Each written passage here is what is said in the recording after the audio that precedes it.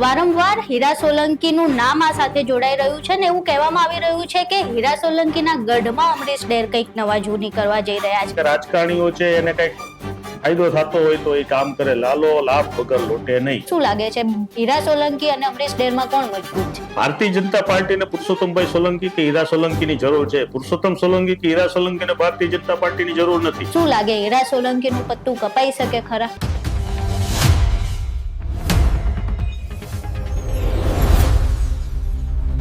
અમરીશ ડેર દ્વારા social media પર એક પોસ્ટ કરવામાં આવી છે, જેમાં એમણે રાજુલામાં જળ સંચયનો કાર્યક્રમ કરવાના છે તે વિશે માહિતી આપી છે.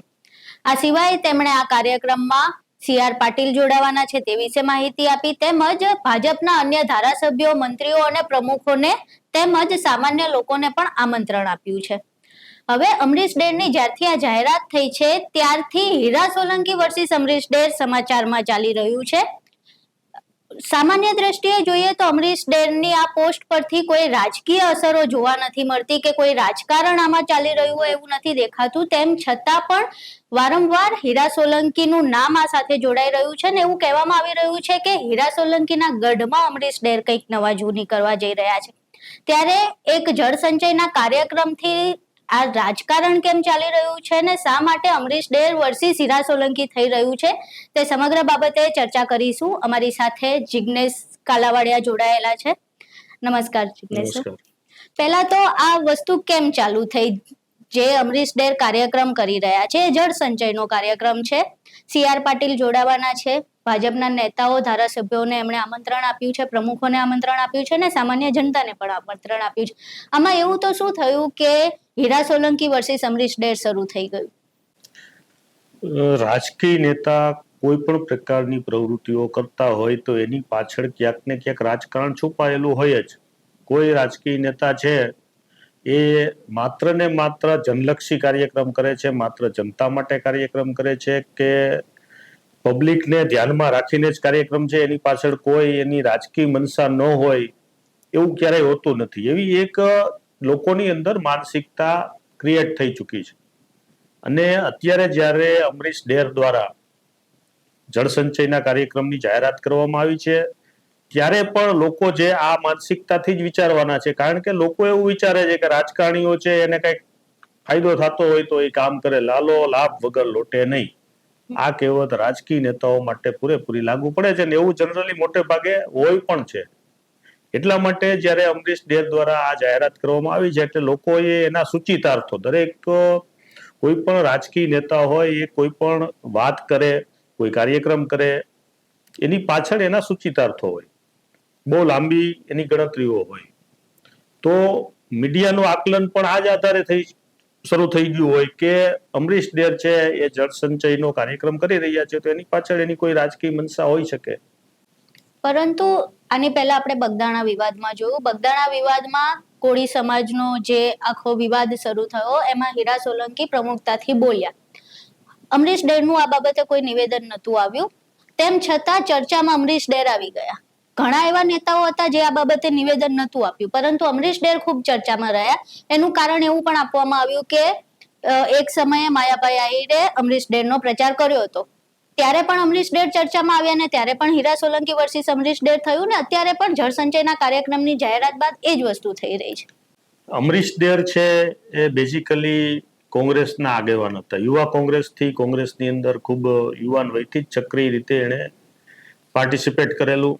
એની રાજનીતિક કેરિયર છે એ કોંગ્રેસ દ્વારા આગળ વધેલી અને ત્યારબાદ જ્યારે કોંગ્રેસનું એક વાતાવરણ સારું ગુજરાતમાં બન્યું હતું ત્યારે ધારાસભ્ય તરીકે પણ રાજુલાથી ચૂંટાયેલા અને એના પ્રતિસ્પર્ધી તરીકે ત્યારે ભારતીય જનતા પાર્ટીમાંથી હીરાભાઈ સોલંકી હતા. હીરાભાઈનો એ પરંપરાગત વિસ્તાર છે રાજુલા છે, એમાં કોંગ્રેસના વાતાવરણનો કે અથવા તો ભાજપ વિરોધી જે એક વાતાવરણ 2017માં પાટીદાર અનામત આંદોલન અને ત્યારબાદ અલ્પેશ ઠાકોરનું ઓબીસી આંદોલન કે જિગ્નેશ મેવાણીનું જે આંદોલન હતું એ બધાની અસર હેઠળ એક ભારતીય જનતા પાર્ટીની સરકાર સામે લોકોમાં ક્યાંક આક્રોશ હતો અને આક્રોશના પડઘા રૂપે કોંગ્રેસને સૌરાષ્ટ્રમાં ભારતીય જનતા પાર્ટી કરતા પણ વધુ સીટો મળેલી 2017માં.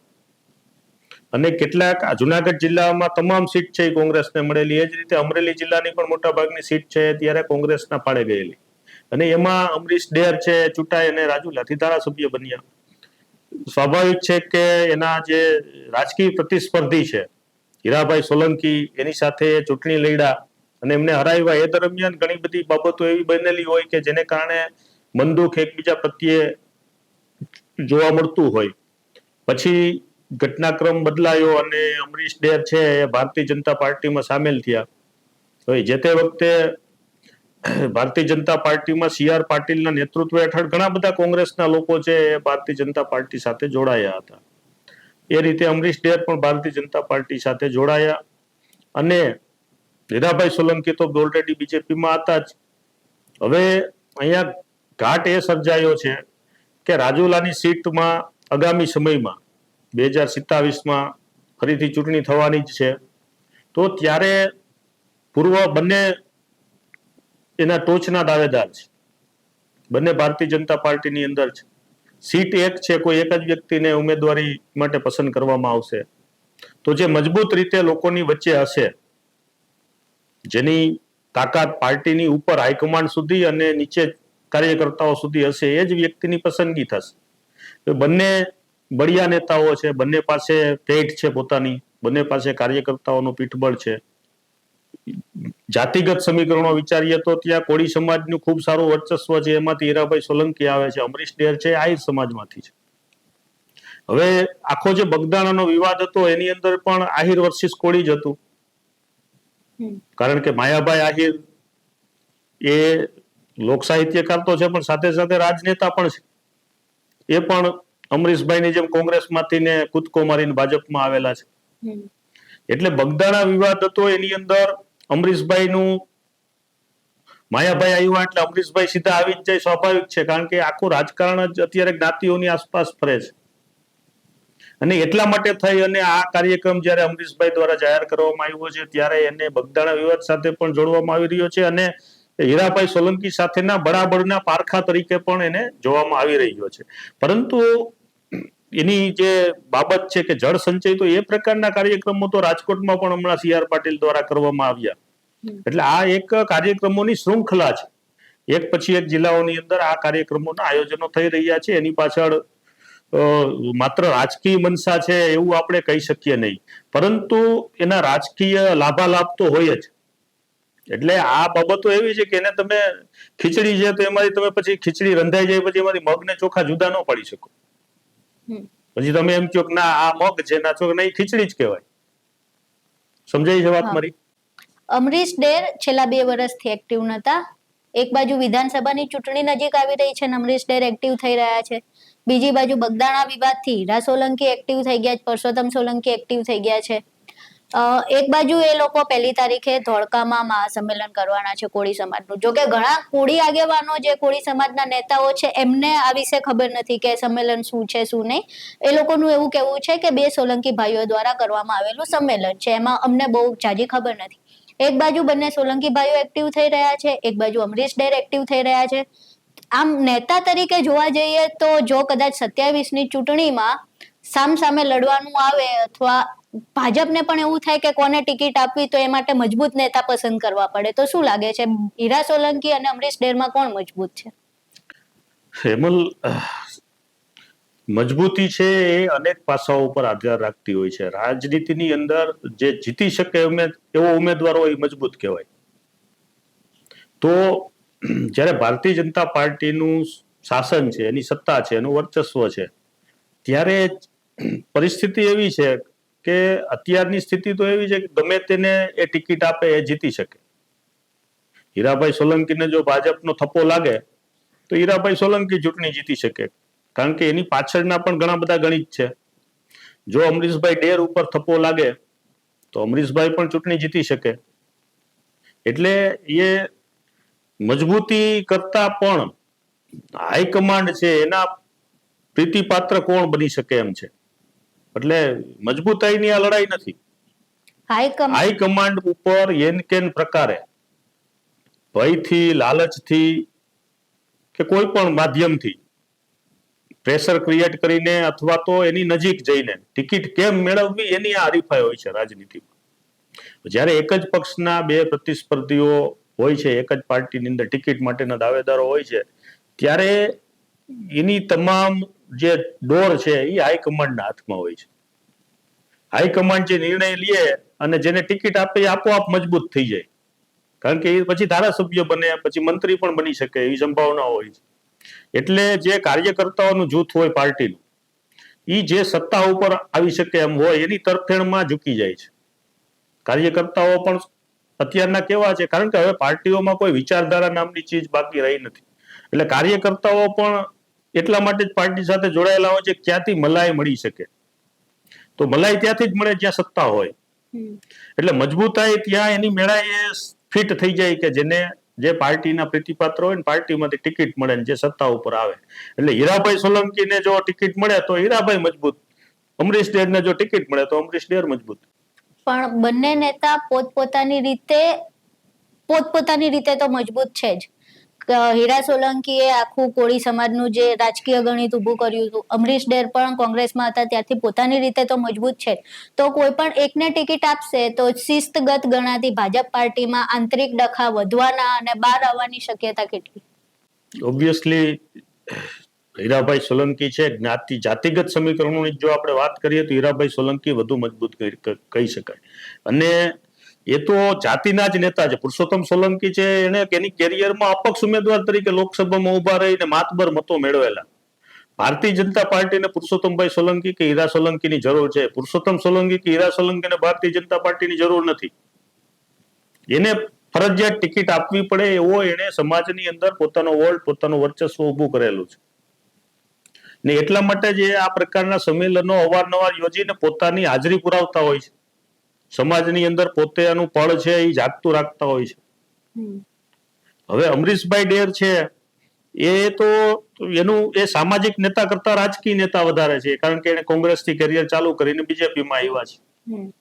તો સ્વાભાવિક છે કે હીરાભાઈ સોલંકી છે એ જાતિગત સમીકરણોના આધારે રાજુલામાં વધારે એની સંભાવના ગણી શકાય 2027ની ટિકિટ માટે.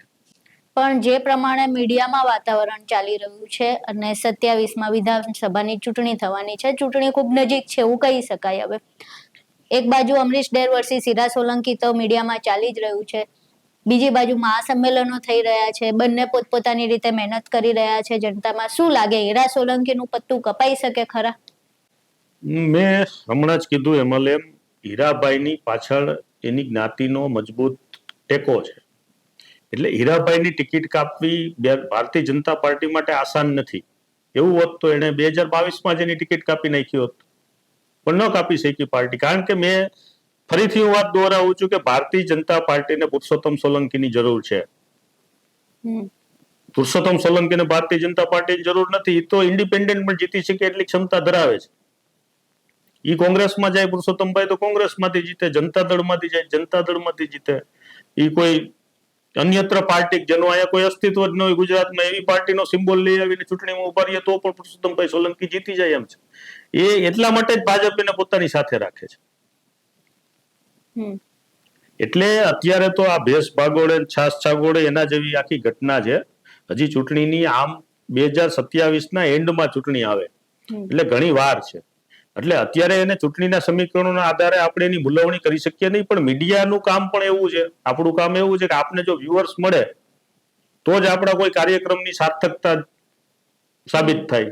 એટલે હવે આપણે એમ કહીએ કે અમરીશભાઈ ડેર જળ સંચયનો એક કાર્યક્રમ યોજી રહ્યા છે અને ખૂબ પોઝિટિવલી આપણે એને લોકોની સામે મૂકીએ કે ભાઈ ત્યાં જળ સંચયની કામગીરી થશે અને લોકોની સુખાકારી માટેની વાતો થશે અને ભવિષ્યમાં આટલો આ રાજુલા પંથકને, તો કોઈને એમાં રસ પડતો નથી. તમે એવું કંઈક એમાં એંગલ લઈ આવો કે ભાઈ આની સામે આ છે ને આમ છે ને એવા આકલા પડકારા હોય ને તો લોકો જોવે, એટલે મીડિયા છે એ આ એંગલથી આખી વાતને લઈ જાય છે. કદાચ એવું અમરીશ ડેરને કે હીરાભાઈ સોલંકીના મનમાં પણ ન હોય, એવું પણ બની શકે. હા, એટલે એમણે રાજુલાના બધા જ નેતાઓ, મંત્રીઓ, ધારાસભ્યો બધાને અમરીશ ડેરે આમંત્રણ આપ્યું છે. તો બની શકે કે એ દિવસે 28 તારીખે એક મંચ પર હીરા સોલંકી અને અમરીશ ડેર સાથે જોવા મળી શકે, અને કદાચ એવા પણ દ્રશ્યો આવે કે બહુ ગાઢ મિત્ર તરીકે પણ દેખાય સ્ટેજ ઉપર. તો કદાચ આ બધી ચર્ચાઓ પર ફૂલ સ્ટોપ લાગશે કે પછી પાછા નવા સમીકરણો? જાહેર જીવનની અંદર પ્રતિસ્પર્ધીઓ હંમેશા સાથે જ હોય છે. આ તો બે એક જ પક્ષના લોકો છે એટલે સ્વાભાવિક રીતે બંને સાથે મંચ શેર પણ કરશે અને એનો જાહેરનો જે વર્તાવ કે વ્યવહાર છે એ ભાઈ જેવો ને મિત્ર જેવો જ હોય. એ તો સ્વાભાવિક છે. કદાચ બીજા પક્ષના કોઈ લોકો મંચ શેર કરતા હોય, કોંગ્રેસના નેતાઓને આમંત્રણ આપ્યું હોય કે આમ આદમી પાર્ટી કે વોટેવર કોઈ પણ પોલિટિકલ પાર્ટીના, તો એનો વચ્ચેનો વ્યવહાર તો ભાઈ ની મિત્રતાનો જોવાનો છે અને હોય જ છે. બરાબર છે. એવી કોઈ કટ્ટર દુશ્મનાવટ કોઈ રાજકીય નેતાઓની વચ્ચે હોતી નથી. આ બધું પરસેપ્શન ક્રિએટ કરવામાં આવે છે. મીડિયાના માધ્યમથી લોકો સુધી આવું પરસેપ્શન પહોંચે છે અને લોકો એને સાચું માનીને ચાલતા હોય છે. પણ આવી કટ્ટર દુશ્મનાવટ હોતી નથી. બધા સાથે બેસે છે, સાથે ચા પાણી નાસ્તા પણ કરે છે, સાથે ધંધાઓ પણ કરે છે. ગુજરાતની અંદર ભાજપ કોંગ્રેસના અને પાર્ટીના નેતાઓ એકબીજા સાથે ઘણા બધા બિઝનેસની અંદર પણ પાર્ટનર તરીકે છે. એટલે રાજનીતિ એ આખી અલગ વસ્તુ છે. એનો સંદર્ભો અલગ છે. આપણે જેવું દેખાય છે એવું હોતું નથી અને જે ન દેખાય એવું હોય છે. એટલે આમાં કોઈ ધારણાઓને અવકાશ નથી. તો જે પ્રમાણે વાત થઈ કે અત્યારે જે ચાલી રહ્યું છે, બધી ધારણા ચાલી રહી છે, હીરા સોલંકી વર્સિસ અમરીશ ડેર વાળું જે પણ ચાલી રહ્યું છે, એક કાર્યક્રમ જળ સંચયનો જ્યારે યોજાશે ત્યારે ખબર પડશે. રહી વાત ચૂંટણીની, તો ચૂંટણી 2027માં આવશે ત્યારે જોવાનું રહેશે કે રાજુલામાં કોનો દબદબો છે, પાર્ટી કોને ટિકિટ આપે છે અને આગળ શું થાય છે. પરંતુ હાલ જે વાતાવરણ ચાલી રહ્યું છે એ બધું ધારણાઓ આધારિત છે. વર્સિસ જે ચાલી રહ્યું છે અમરીશ ડેર વર્સિસ હીરા સોલંકી, એમાં કેટલી હકીકત છે કેટલી નથી, એ તમામ વસ્તુઓ તો જ્યારે ખરેખર ચૂંટણી આવે પછી જ ખબર પડશે. અત્યારે જે ચર્ચાઓ છે એ ચર્ચાઓ વિશે વાત કરી. તમારું આ સમગ્ર મામલે શું માનવું છે? તમારું હીરા સોલંકી વર્સિસ અમરીશ ડેર જે ચાલી રહ્યું છે એ ફક્ત મીડિયાની ભ્રમણા છે, સમાચારોમાં ચાલતી વસ્તુઓ છે કે તેમાં હકીકત છે કે પણ નહીં? એ તમામ વિશે તમારું મંતવ્ય અમને કોમેન્ટ બોક્સમાં જરૂર જણાવજો. નમસ્કાર.